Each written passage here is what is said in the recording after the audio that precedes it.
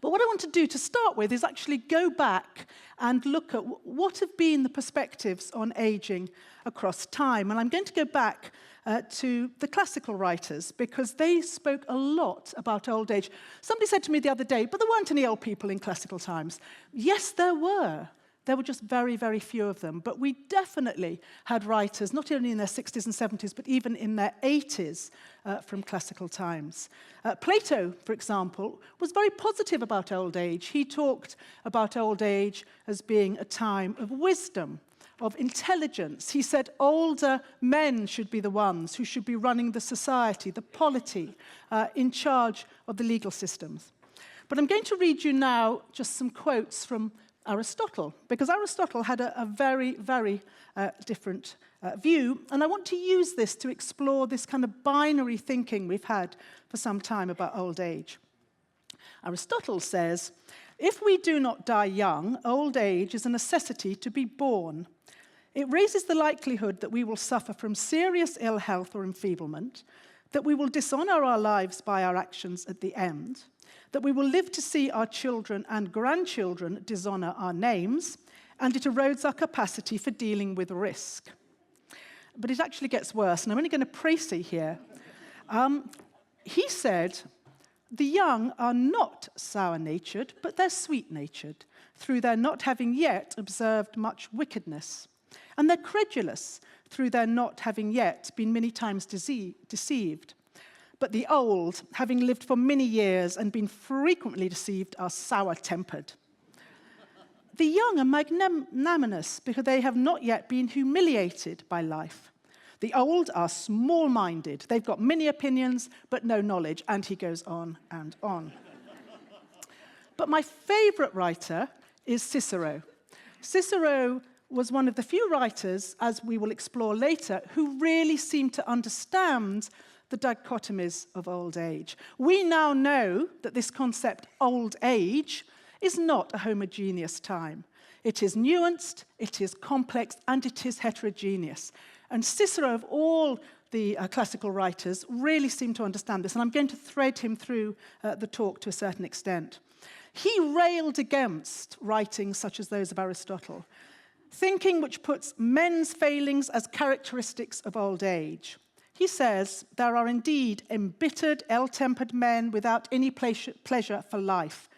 But this is not an inevitable consequence of their years, but of their character or personality. And very interestingly, the modern philosopher Martha Nussbaum has recently pointed out that in many writings, if there is a failing about a young person, we will say it's to do with their character. It's to do with the circumstances they find themselves in. If there is a failing among an older adult, we'll say old age, grumpy old man, old age. And I think that is a really interesting thread that has run from classical times down to the modern, and we'll explore a little bit about why that is. I'm going to come back to Cicero, but I just want to end with this quote, because I think this really sums up probably what we're talking about when we talk about aging. He says, old age is the zenith of life.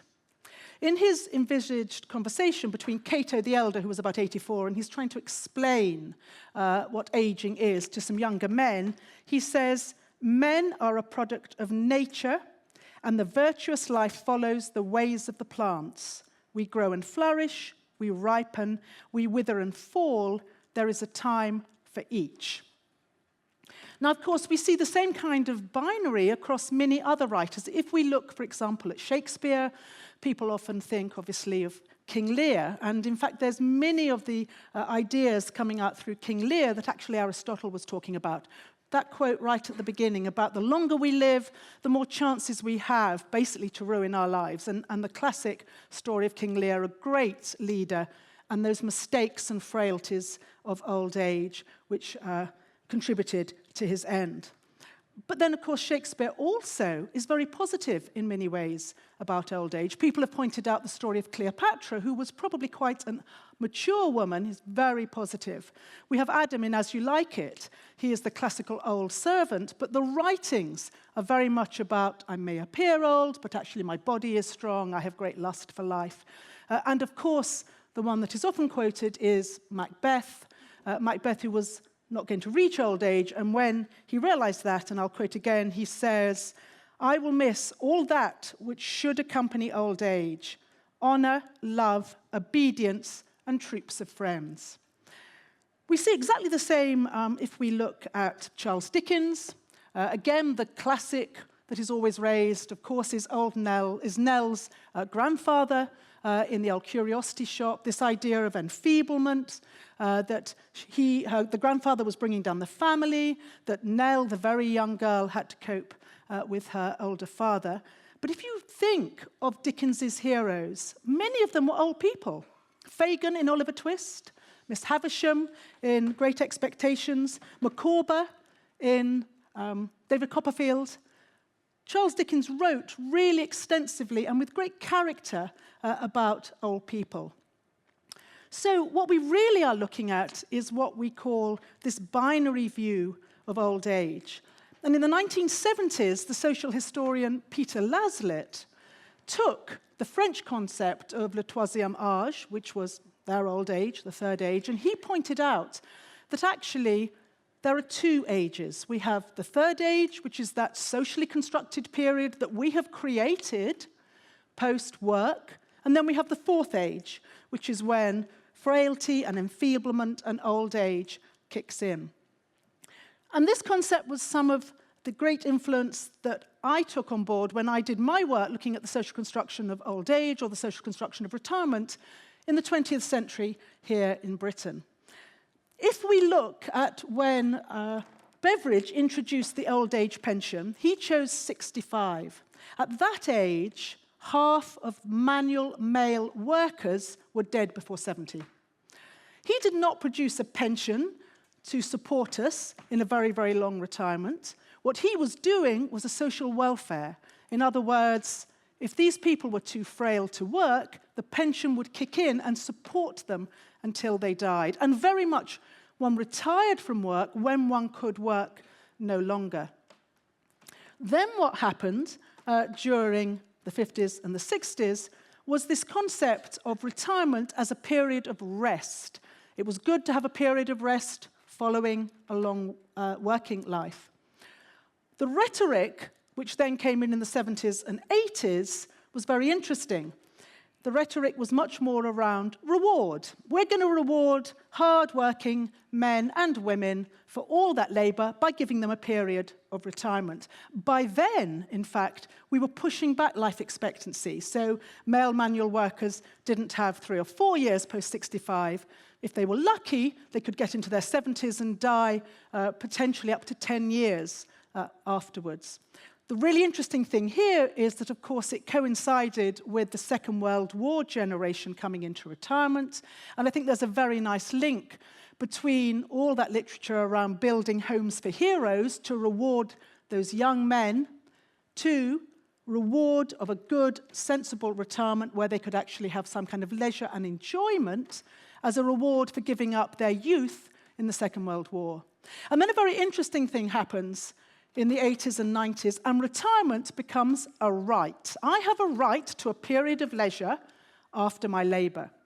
And I think it's something that we've all internalized, and most people would say, of course, I have a right to some leisure at the end of my life. But it's a very, very new construct. And the interesting thing is, it happened at a time when we started really pushing back our life expectancy. I don't know whether any of you are aware how many years you are gaining. At the moment, just general life expectancy in this country, without any kind of the science that I'm going to talk about in a minute, we're talking about roughly 2.5 years per decade, or 15 minutes an hour. So if you sit here for an hour, you have 15 minutes extra life to go and spend in the bar or wherever you would like to. So we began to push back life expectancy. That was a demographic change to do with falling morbidity and mortality rates. At the very same time, another demographic came around. This was the post-war baby boomers in the 80s and 90s started to come into our labor markets. And there was this problem. We had huge youth unemployment, if you remember, in this country at that time. And one way of solving that was by casting out older workers. So we created early retirement. Don't stay on until you're 65. You can retire in your 50s. If we look at the figures in France, in 1970, on retirement, across all men in France, they had 10 years on average before they died. By the turn of the millennium, they had 22 years.